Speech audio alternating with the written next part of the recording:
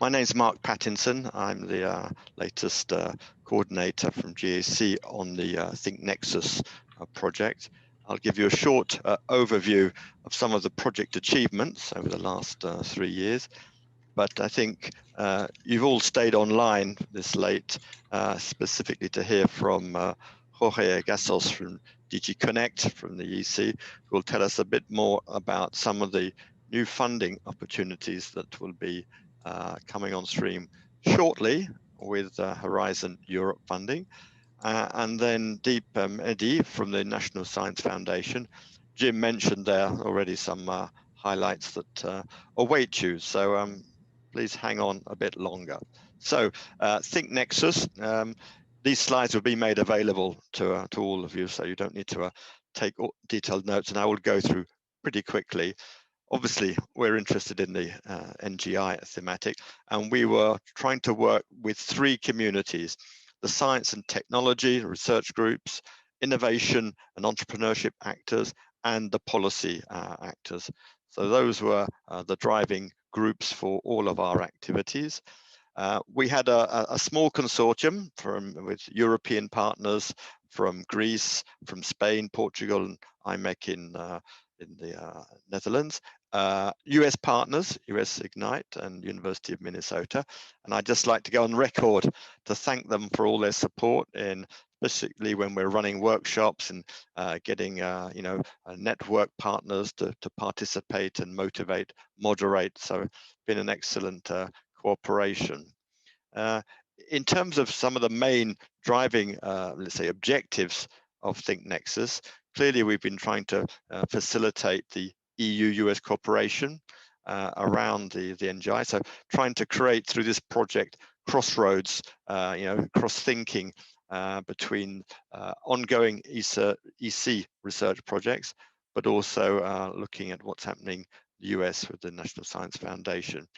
One of the key, let's say, objectives was to put in place what we call a think-do tank. So it wasn't just about thinking. We actually tried to implement some actions around EU-US collaboration. And one of the key, let's say, forces that we were trying to ensure gel during this project was that there was some sustainability of this particular engagement of the experts in a think-do tank. So that will be my last slide. Highlights of some of the cooperation activities. We kicked off with a big event. This is, remember the days before COVID where we could actually travel. We had a great trip to Washington, July 2019, and good attendance. And we had 7 workshops between the different stakeholders. And we had some interesting themes, such as empowering women in tech, transatlantic vision. We had looking at the AI technology and some of the social and ethical implications, and obviously working already from the outset on what could be some scope for long-term collaboration through Think NEXUS think tank. Recent activities in 2021 have been focused on some virtual workshops. So the first workshop held towards the beginning this year, where we were trying to identify what would be the sort of key NGI technologies that were most likely to facilitate EU-US cooperation. And then in the second workshop, obviously linked to that, we tried to drill down in a bit more detail, and we created 2 big bundles of technologies around those focusing on data-oriented technology, and a second bundle working at the infrastructure technologies. And we will have one more workshop where we'll be focusing more on the sustainability, funding, and policy issues. So you can put a save the date in your agendas for the 1st of July. Highlight some of the thematics and sort of technology drivers that were identified by our experts. We've heard in the 2 previous NGI presentations some of these words. So there's the cybersecurity trustworthiness agenda, machine learning at the edge, the privacy and security, and quantum technologies were, let's say, if we had a cloud of keywords, they were there and justified with different collaboration actions. Excuse me. The emerging data and innovation hubs in the US and Europe are seen as potential facilitators of cooperation. The European Commission is just about to launch something called the European Digital Innovation Hubs Initiative, and with NSF we've got the big data hubs. So similar priorities, facilitate and foster cooperation. The last bullet point on this slide is about finding joint funding initiatives, programs that actually can facilitate the cooperation, and that will be the second part of this this slot. So we're really looking at hopefully pursuing these actions of cooperation that NGI, all three projects have started. We've also had some interesting, hard copy publications. The first one I'd like to highlight here is we contributed a chapter on the ICT policy research and innovation published by Wiley, with a chapter on EU-US collaboration. There's the link on the slide there. We'll put it in the chat if you want to access it through there. A number of what we call policy briefs and white papers, picking up on some of the topics, the thematic I've already mentioned, like AI, 5G, 6G, data flows, and all of those can be downloaded from the Think NEXUS NGI website. You've got the link there. So it gives them some state-of-the-art feedback from the experts as part of the Think NEXUS project. Last but not least, the question of the sustainability and working with the experts, working with our project partners to think about how does in particular the think tank continue. And there are a number of different paths, and we're in the process of writing the particular report on this. So that's why it's written in sort of conditional tense, but one interesting idea is the scope provided by Enrich Global, which is a sort of spin out from some DG research facilitation of international research and innovation collaboration. And one of the projects within this, let's say, family of Enrich is Enrich USA. So there's some good synergies. They are supporting other sort of expert groups, think tanks. So we're looking at that in a fairly active way. It could develop through an MOU, and the experts could then be facilitated to have, regular meetings through the Enrich Global brand. So we'll look at that, and we'll certainly be putting it on the agenda for our workshop on the 1st of July. So last but not least, and this gives me sort of natural pass to our friends at DG Connect, is that some of the recommendations are obviously adding content, adding some depth to the specific content for the Horizon Europe work program.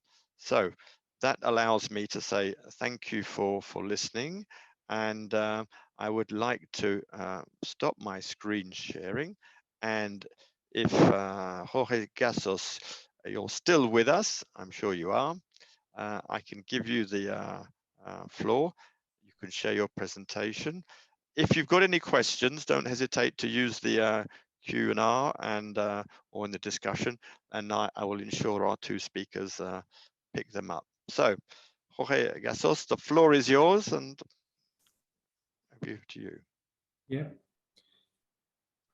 I'm sharing the slides. Can you see them? Perfect, thank you. Okay, thank you very much. So, well, I'm Jorge Gassos from the European Commission Next Generation Internet Initiative. And well, on the one hand, I wanted to mention that for us, international collaboration has always been an important part of this Next Generation Internet Initiative. We have tried to build, in the beginning, in the first phase of this initiative, we have worked exclusively with the US, okay, because on the one hand, obviously, is the place where most developments are happening in the internet, but also we have a long relationship with the academic side in the US and also with NSF in the part of experimental platforms, 5G. So we have built on this very good collaboration in order to launch these first 3 projects that we were running in Horizon 2020. Given the limit time, I'm not going to talk much. I mean, you have seen the presentations from NGI Explorers, NGI Atlantic, and now the presentation about Think NEXUS. And now thinking about the future, we have extended the collaboration with the US, so we are going to continue this collaboration, and we have extended it also to Canada. Okay, so we are trying to enlarge. Obviously, we have limited resources, so we would like to collaborate with more countries, but at this stage, we are going to continue with the US, and we are going to also start a collaboration with Canada. Tomorrow I'm going to make a presentation in the NGI Forum, a longer one with where I will provide much more details. So I'm going to focus here only on the part of international collaboration. And when I start, I also wanted to mention that the Horizon Europe work program and the framework program is not finalized. There are some points still under discussion. We don't believe this will affect ourselves, but all the information is tentative because at this stage things have not been approved. So Horizon Europe, this is I will present it more in detail tomorrow. I'm just going to give some time to Deep maybe to present. So this is the structure that is being proposed for Horizon Europe. So we will continue with the part of excellent science. This is more the academic research with the European Research Council, the mobility program, and research infrastructures.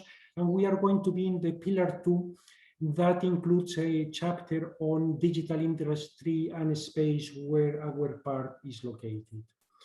In terms of the collaboration with the US, and in this case also with Canada, we are going to have 2 actions. The first one is a mobility program, the Transatlantic Fellowship Program, that is going to continue covering the EU-US part, but we will also have the possibility of having fellowships with Canada. So we are going to continue to focus on these activities, and we are going to keep the same model. So we will support short fellowships, so between 3 and 6 months, and we are going to provide only the support for the travel and subsistence. This is in order that we are not going to compete with people who are doing postdoc fellowships, etc. This is just for very specific things, for a short trip to continue this collaboration, and it is supposed that the people are having a contract, a salary from their own institution that is supporting these activities. And the project is a minimum of 70% of the total budget of the project should go to support fellowships from the researchers. The second initiative that we are going to launch is one on research and innovation, and this will cover again joint projects that could be with the US, that could be with Canada, or with both the US and Canada. And we will continue the collaboration in terms of supporting the experimental platform, supporting experiments running on this platform, supporting research activities in this area. So in this case, 80% the budget is larger, so 80% of the total budget will have to go to the support of these third parties through open calls, and we are going to keep a similar kind of project, so indicative duration between 3 and 9 months, and the funding for the third-party projects between 500 and 100,000 euros per project. I mean, these are estimations, and then this depends on the activities that the people are going to propose. This second, the previous initiative is going to be for 2021. This one is for 2022. So if we take a look to the timeline, this is tentative because things are not approved yet, so things may change. So this is, but for the calls in 2021, this means the mobility program. The tentative submission deadline is expected to be in September. The selected project is starting in Q1 of 2022, and the first calls for the explorers will be in Q2 2022. In the case of the research and innovation call.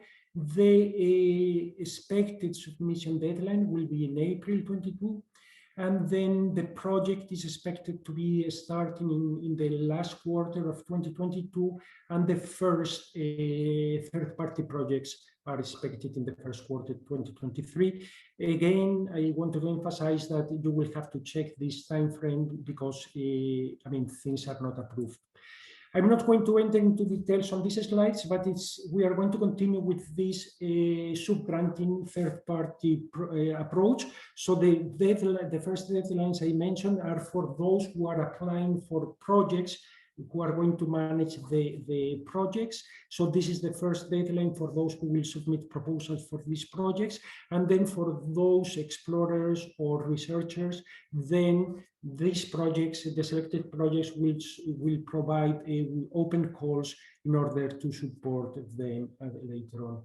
And with this, I just finalize my presentation. It has been quick, but tomorrow those interested will have the will go in more detail on this presentation. So thank you, Mark. Excellent. Thank you, Jorge, for helping us catch up on some of our time.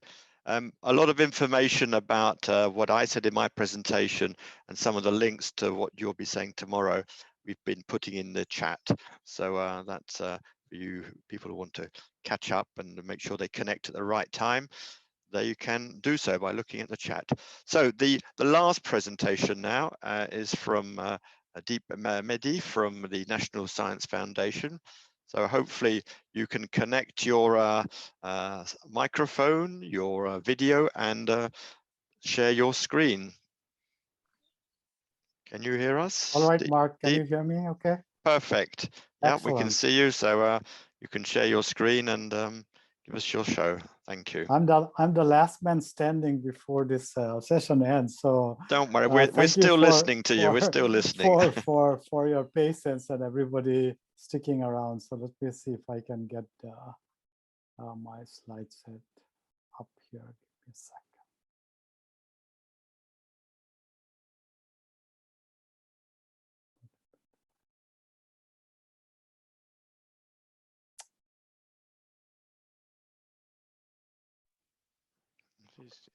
It's the green blob area that's coming. Okay, no, I had too many things open on my desktop. So can you see it now? Yep, you want to put it in presentation mode, that's it. Yep. Click. Yep. Okay, right. Perfect.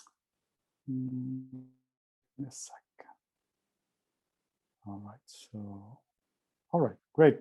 Okay, thanks everyone. Thank you for hanging around. I'm going to give a little bit of a kind of a coverage of different things that we have so that you get a broader perspective. And then, of course, I'll finish up by talking about the DCL that Jorge mentioned and Jim also mentioned before. So let's see. So to get you up, CNS stands for Computer and Network Systems as a division in the Computer and Information Science and Engineering Directorate at NSF. It covers a lot of different things: computer system research, network, obviously, technology and systems. You know, I'm not going to go over each of the blobs on this slide, but I'm going to cover a few things as I go through the rest of the slides. So CNS-led partnership program, this might be of interest to many of you. As a general information, we do partnership with industry. We have programs with Intel, for example, on cyber physical system and security. And we have information-centric networking and wireless edge network. We have a program with Intel. VMware is another partner. We have 3 different programs going on with them. As you can see, the list there: edge computing, data infrastructure, and software-defined infrastructure for foundation for clean slate computer security. So security and privacy are very important things at NSF in terms of research direction. In terms of the international collaboration, we recently did a Finland program, WIFOS, that is created. We have a program with Japan, Juno 2. We are about to launch a Juno 3. With UU, we started with ICE-T earlier, and with that program, we funded about 7 or 8 projects. That was prior to I started. I think it goes back to 2017. And the unfortunate part, what I heard was that the European PIs did not get funded on that one.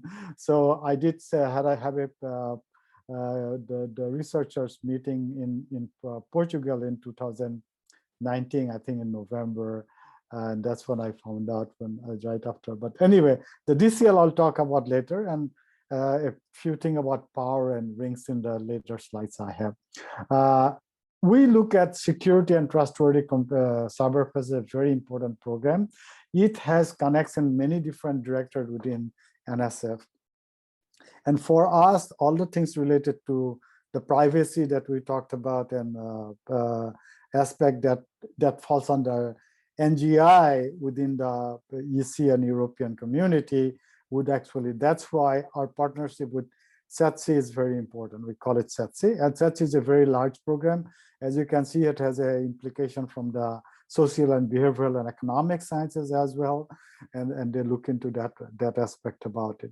They are also partnered with us on the Dear Colleague letter that we talked, Jorge briefly mentioned about. I'll come back to that later.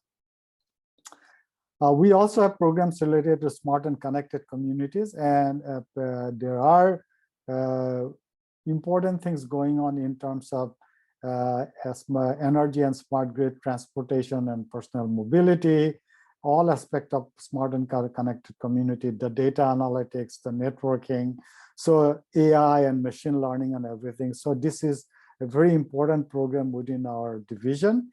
And this again, I believe has implication related to next generation internet effort. And how do you actually manage and control different smart and connected communities, and what sort of research programs we need for that? One kind of experimentation we need to actually do. So with that, what I'm going to do, I'm going to talk a little bit about the infrastructure program that we have. It's you can see a bunch of different blobs.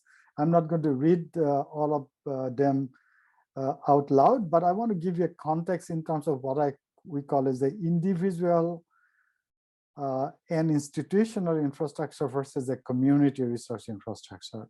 So that's what is shown on the x-axis. On the y-axis, you'll see the size of those infrastructure. So you see the cloud access, that's the Cloudbank, that was the original name. I have not updated that.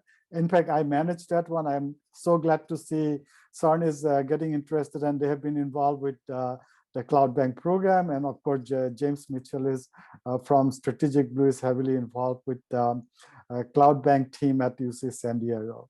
So you can see that's a community infrastructure project. We have the Future Cloud. We have our NSF Future Cloud program. I'll talk about that in a little bit. And we have, different kind of a mid-scale program I'm going to talk about a little bit. So it depends on the size and what it is for. And as you see more to the community part of it, that has more and more relation to the European community in terms of experimentation, collaboration, and all the things you can talk about.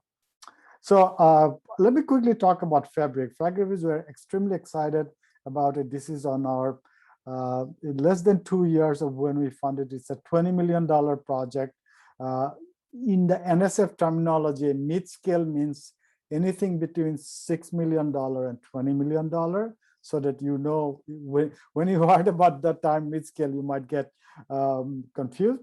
And mid-scale 1, specifically because between 6 and 20 million. There's a mid-scale 2, that is from 20 million to $100 million. Anything over 130 million is called a major facilities like telescopes and things you can think about, So I'm going to quickly talk about mid-scale 1 in that sense. You can see that the important thing about this is it's a programmable nationwide network that we are building. It has the in-network computing and storage, which is not available anywhere. It has GPUs, FPGAs, network processors. We have dedicated optical capacity, 100 gigabit per second, all the way to terabit also. And it has important things related to connecting to high performance computing, cloud and wireless testbed. And I'll tell you in a little bit why those are important. And science cases, and that spans a lot of different areas from IoT sensor to cybersecurity, AI, ML, software-defined network, and science.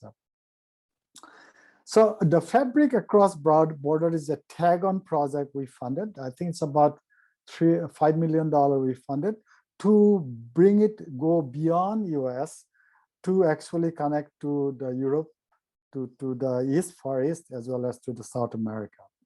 And so, you can see here also mentioned about smart cities testbed that I mentioned earlier.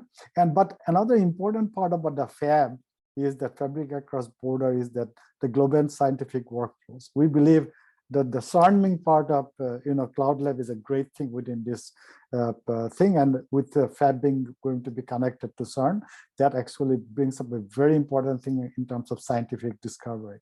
And I'm very, very excited about that. What I want to tell you before I go to the next slide is that the Fabric basic demo platform is already up and running as of last month. And the first phase, that was 3-node node that's been connected. About another 7 or 8 nodes will get connected under phase 1 by fall. And the equipments are already rolled out to the different physical sites. And you'll see that in the picture. So here is the core part of here going to Fab. Here's the core part of the topology of the Fabric. The yellow is the terabit per second link in this capability. You can see that it's connected to the cloud in terms of the public cloud on both the east and the west coast of the US. It's connected to the Cloudbank, which is I'll talk about in a minute, and the Chameleon in Chicago here. And then you also, what you see is that it connects to our power platform, which is the advanced wireless platform. Many things being talked earlier today about Cosmos, for example. Cosmos is connected in this part, and then Powder is connected in this part of it. So Fabric is the core to be able to connect it. So with the international connectivity, you can now see that it will be connected to the University of Tokyo, for example. And on this side, and as it is connected through from this part in the US to connect to all the way to CERN I mentioned about, right? So this is what you see. On the South America, as you can see from here, all the way to Chile, because Chile, we have one of our telescope, and that telescope is very important for the black hole image that was created in April 2019. And NSF actually, as a part of another mid-scale project, funded the Next Generation Event Horizon Telescope Design Project for $12 million. And with that, what we know is that data that is going to be created with telescope in the US, in Hawaii, in Chile, and in Mexico, that's going to generate 100 gigabits per second of data. We know that. That's going to come up in the next few years. And we believe that Fabric is going to play an extremely important role, and it's going to allow scientific community to do a lot of different sort of experimentation. So here's a kind of a laundry list of different projects that you can see being envisioned with the Fabric and with the initial partner, what they're doing. In high energy physics, astronomy, I just mentioned about that, astronomy and cosmology, weather service, urban sensing that with University of Bristol we have connected. They're going to be part of the FAB there. Their smart city Bristol has done a lot of work there. University of Bristol. And AI at the edge is actually more on the US side of it, that you have the SAGE project. I'll talk about that in a second. And in the computers, of course, we have 5G across borders. That's where the University of Tokyo is involved. Software-defined exchanges and economics, looking at Kentucky, and censorship-resistant protocol. That's within the context of privacy, very important thing. SAGE project actually is a software-defined sensor network cyber infrastructure. We call it AI at the edge, and you can see how it is being deployed. This is another mid-scale project we funded. I don't manage that, but it has a phenomenal piece of thing that is going on with the Waggle node, because it can actually collect not just the data for one side of sensor, a bunch of different things. There's a data markup language to be able to take up different things, and it also connects with different NSF facilities already funded called NEON, array of things and HP RAM and all these different pieces there. In the interest of time, I'm not going to go a lot of detail into this, but you can go to their website called sagecontinuum.org to get more information about it. So I talk about the NSF supported public resource cloud. These are actually dedicated NSF facilities. We just funded them for the third phase. Each platform, the Chameleon and Cloud Lab, are $10 million facility. You can get dedicated resource. You can get the bare metal access to whatever you want to do with it. In fact, European research can, with collaboration, can actually do it. We're actually allowing international resources to use this platform. You don't pay any money. We already paid for it upfront. And so any research can write a 2-paragraph description saying, hey, we want to do this. We need to get 5 GPUs machines to be able to, they will have allocated through the reservation system. And it's a very successful platform. Both of them are, and very successful. But because what we know is, a couple of things we know from that. People are able to do research that they have not been able to do research otherwise. Because I don't know about Europe, in the US, many institutions are getting away from having dedicated research facility, compute facility available, access for high performance computing, available for computer science researcher. Because of the security reason, campuses have trouble managing it, giving dedicated access. They want to give virtual machines, but many researchers are looking at low latency thing, network level, they need access to that. So they are actually using both of these platforms to be able to do a lot of the research on the US side. And we actually, in terms of, I'll give you a very interesting number quickly before I switch to the next slide. We actually did a calculation. We have spent $40 million since 2013 on this platform, another $20 million for the next 3 years. We found that we calculated that the number of node hours used by our research community in the US in the last, since 2013, if we have to go to one of the public cloud to do it, it would have cost us about 3 to 5 times more than the 40 million we spent. So we know that it's actually, as a platform, is giving us a lot of benefit out of that. Cloudbank, you already heard about. James Mitchell is already on the platform. I mean, on the this meeting here today. And the Cloudbank is our public cloud platform for the things we cannot do through something like the Cloud Lab and Chameleon. Why? Because what public cloud allows you to do to go to at scale. Because somebody wants something on demand to run and AI work and whatnot, they can actually do it through Cloudbank. We're making it easier for institutions. So rather the PIs to be able to access it.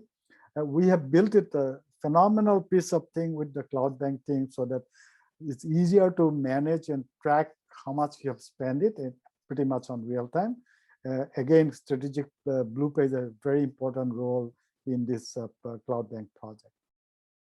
Switching gear, Power, you have been hearing a little bit about Power, the platform for advanced wireless research. I won't go into all of the details of it, but kind of highlighted this is the millimeter wave, virtualization and network slicing, massive MIMO, virtual and open RAN, in resilient, all of these things beyond 5G that we want to see. That's where our Power platform is very important. And you can do a number of different things beyond that: cybersecurity testing, and AI-enabled network functions, and a number. So right now we have 3 platforms that's been already funded: the Powder, Cosmos, and Airpo. Airpo is the drone platform that we funded as of a little over a year ago. Powder and Cosmos have been around for a little bit longer than that. They're all available for experimentation now. And in fact, many people under the USU NGI Atlantic are starting to use that. That's a good thing. We just actually identified a rural broadband platform with sensors and agriculture component. I cannot officially tell you right now who it is selected, but it's all selected, and they're going to be announced within the next couple of years. We're very excited about being able to go into the agriculture IoT world and the sensor, and that may have a very important implication. This is a new solicitation we basically just announced: resilient and intelligent next generation system, RINGS. NSF 21-581 just announced it has a partnership with a lot of industry, Apple, Ericsson, Google, IBM, Microsoft, Nokia, Qualcomm, VMware, and as well as other federal agencies, Department of Defense and NIST is the National Institute of Science and Technology, Standards and Technology. And these are some of the examples of the focus of the RINGS platform. Obviously, networking, the sensing, computing, applications such as AR, VR, three-dimensional application, resiliency, we think very important. Not just resiliency in terms of security, but in terms of adaptability and autonomy. So we use the resilience as a broader term to be able to look at across layer, all the layers of the protocol stack, the throughput, latency, the connectivity, and availability. And so this goes beyond our current research portfolio we do. The important thing to, when I talk about this, I have come up with this picture, is that what we call is that if you look at what I talked about, we have actually have three different components to all of this, called the edge, the core, and the cloud. The edge is our power platforms I talked about. Core is our fabric, for example. Edge is also going to have Sage, I forgot to mention it. Cloud, of course, we have the research cloud, Chameleon and Cloudlet, as well as the public cloud to Cloudbank. We don't want to dictate what a particular researcher actually needs. We want to have the platforms that allows researchers to do different type of experimentation they want to do it. Why this is important is that now you can now think about that I have a really an end-to-end experimentation I want to do. It want to start on an edge, go to the fabric core, and go to the cloud to do some compute or whatever you want to do. We now actually have that ability to do that, because what we have done as a part of its platform, that we have actually focused a lot on the federation part of it. So that the federation allows you to be able to access from one platform to another one. The basic one is already working between Chameleon Cloud and our old Genie platform that is still operating. And so we're very excited that the researchers will be able to actually go and do this part of it. Again, I'm going to finish it off with the Dear Colleague letter. We are very excited. We finally was able to do it under the NGI Atlantic open call. It took us a little bit of time to coordinate everything for that part of it. The open call number 3, with that we started. That one, as Jim Clark mentioned earlier, that is under final stage of their selection process. And then with the ones that requested funding from the US side were the ones that selected. We are going to be able to look at funding them as well.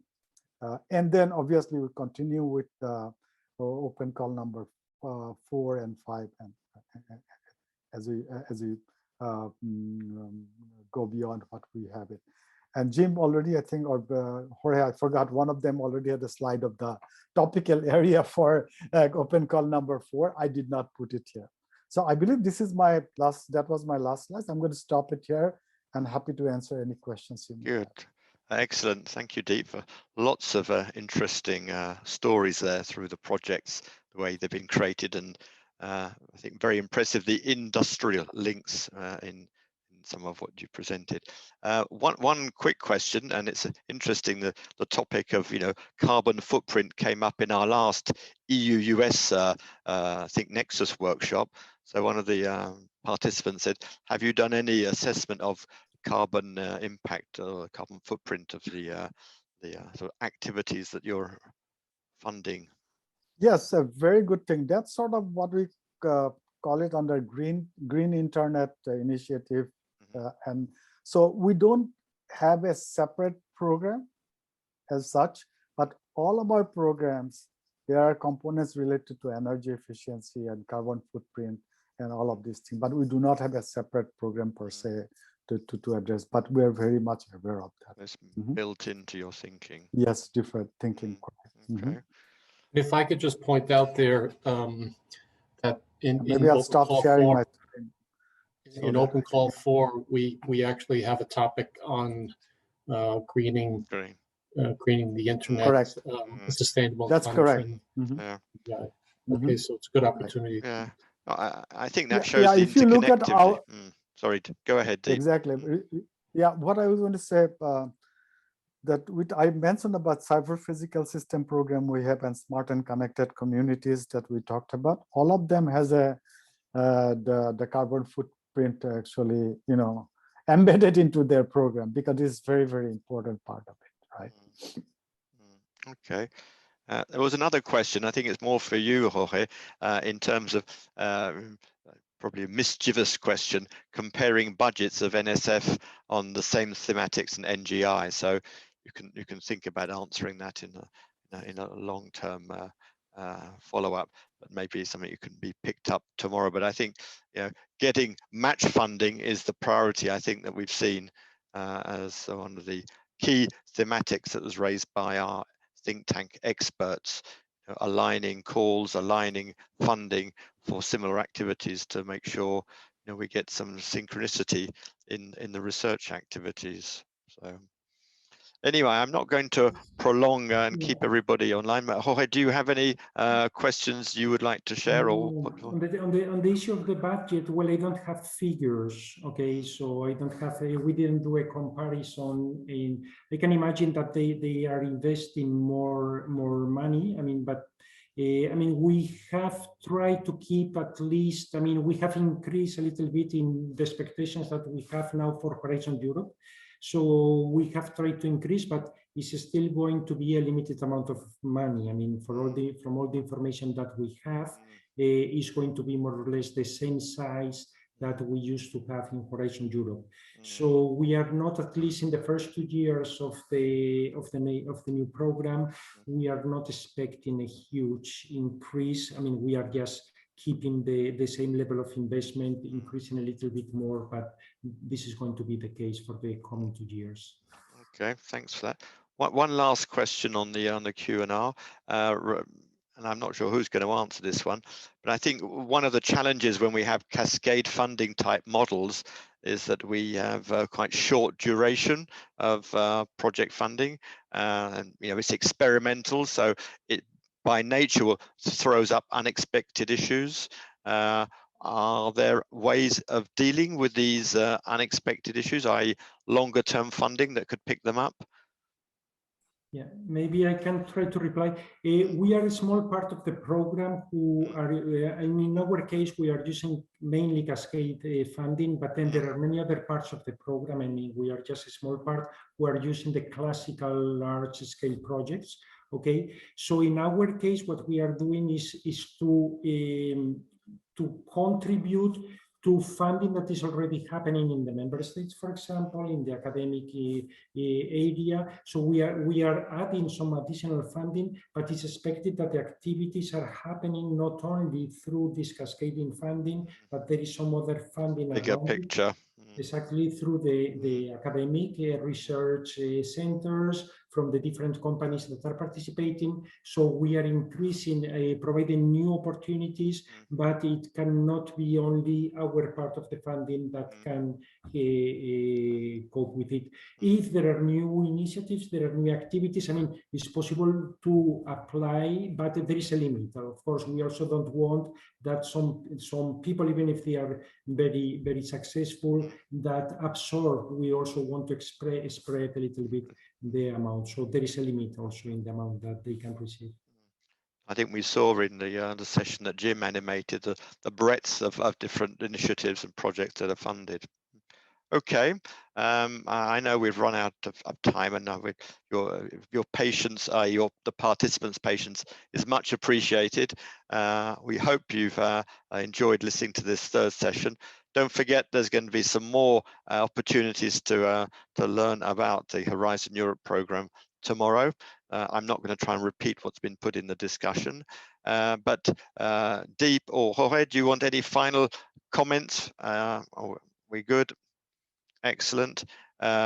Jim and Iwa, since I'm saying thank you and good night from Think NEXUS, I will allow you both to say good night. And again, thank you all for your participation today. Thank you. Yes, thank you, Jim, everyone.